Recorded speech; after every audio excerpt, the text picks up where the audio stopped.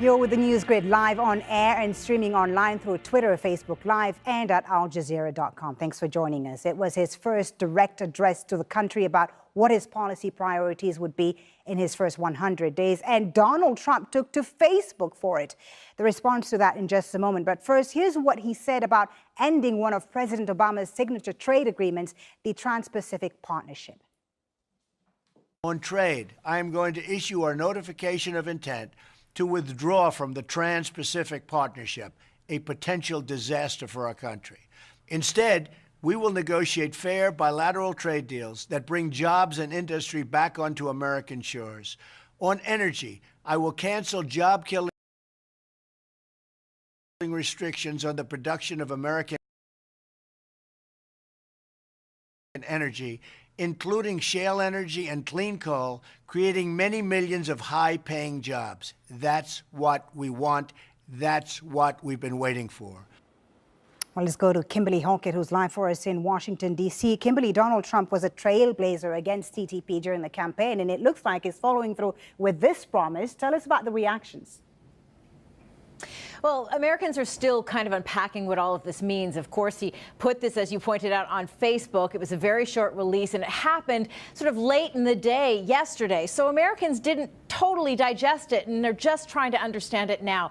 This is going to be enormously popular, of course, with some of Donald Trump's supporters, but also some Democratic supporters as well. The TPP was not popular with a lot of Democrats because the concern is that it was negotiated in secret, and also that it tended to favor corporations. At least that's what many believed. So as a result, there's going to be some that will really like this. But there's another part to that announcement that was made by Donald Trump that is also being analyzed. And it's not just that there would be a withdrawal of the Trans-Pacific Partnership Agreement, but also that there would be a renegotiation of other trade agreements.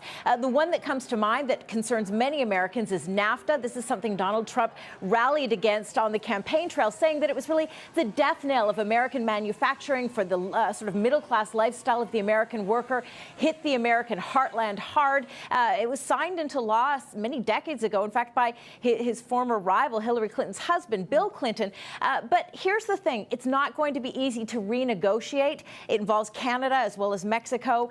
They're going to want to perhaps tweak it and look for some concessions, too. So, Folly, this will take years to undo or to renegotiate, as Donald Trump has said. So NAFTA then also in the spotlight, and the TPP as well. There are those, of course, who see this, Kimberly, as Donald Trump simply dismantling Obama's legacy, the Democrats' legacy. Well, you know what? Here's the thing. Donald Trump has said he wants to do all of this with executive order. One of President Obama's legacies is that he was one of the first president to really amp up, if you will, the use of executive actions to get past gridlock of working with Congress. So in many ways, he's not undoing Obama's legacy, if you will, when it comes to how he's planning to achieve this. I mean, the bottom line is that for anyone who sort of follows U.S. law and Constitution, it's a little bit troubling, because here's how U.S. system of government works. The executive branch or the presidency is supposed to work in tandem with the legislative branch or the Congress. We've got a clear signal now from Donald Trump that he has no intention of doing this. And unfortunately, the precedent was started with Barack Obama. Right. Thank you so much for that, Kimberly. And if you want to connect with Kimberly, she's on Twitter at Kimberly Hawkett. Thank you very much indeed for that. So what exactly is the Trans-Pacific Partnership? Let's take a look at how it works. The deal lowers or gets rid of tariffs completely on most goods and services. It will create a single market, sort of like the Eurozone, if you will. Now, it's supposed to make trade a lot easier, which brings us to our next question. Who signed up and who's affected? Well, take a look. These 5 countries in North and South America have signed up, including the US, of course, and Mexico, and then these 7 in the Asia-Pacific region. That's a combined population of 800 million people and around 40% of the world's economy. Protesters, though, say the deal will give profit-driven companies too much power and is still cloaked in secrecy. Well, let's bring in our guest now on the news grid. Joining us via Skype from Ningbo is Michele Geraci. Thank you so very much for joining us. He's with the China Economic Policy Program at Nottingham University Business School in China. Thank you for your time. So listen, this deal is signed by 12 countries, rather, 40% of the world's economy.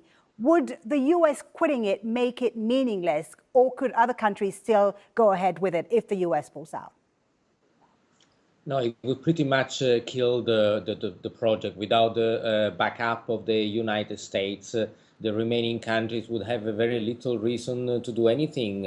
And even from a legal standpoint, ratification of all countries is almost is needed. And if the US were not to ratify the current agreement, then the whole negotiation would completely fall out, and the other remaining countries would have to, if they wish, renegotiate something between themselves. But it would make absolutely no sense, because the US is a strong backing partner, and every one of the smaller countries needs it as a market, especially in an area where China is not part of it. So it would make very little sense if Vietnam, Malaysia would make an agreement with Japan, Australia, New Zealand, and Peru without US and without China.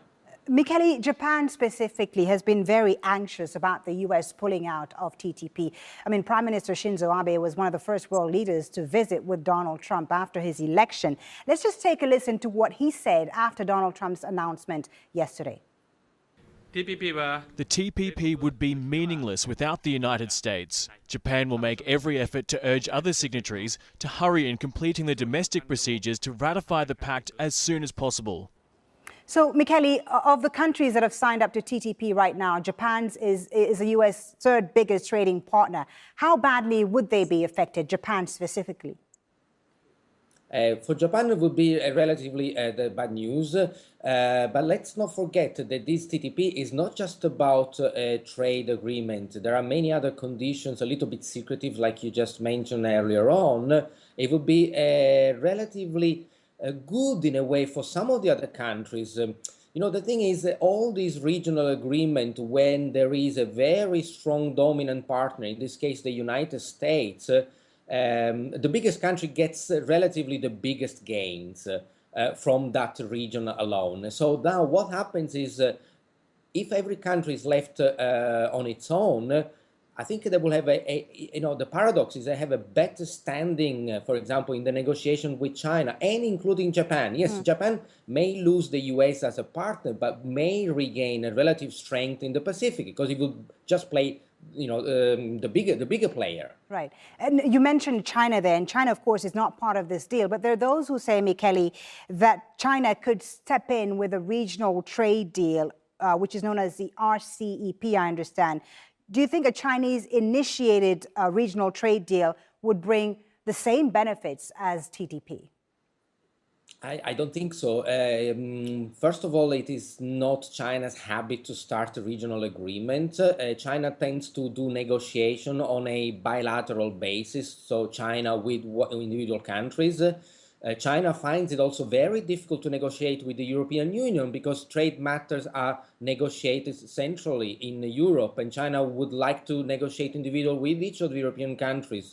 So there is no incentive for China to do it. It is not part of China, and it would be much more beneficial for China itself and for the partner country to have bilateral agreement.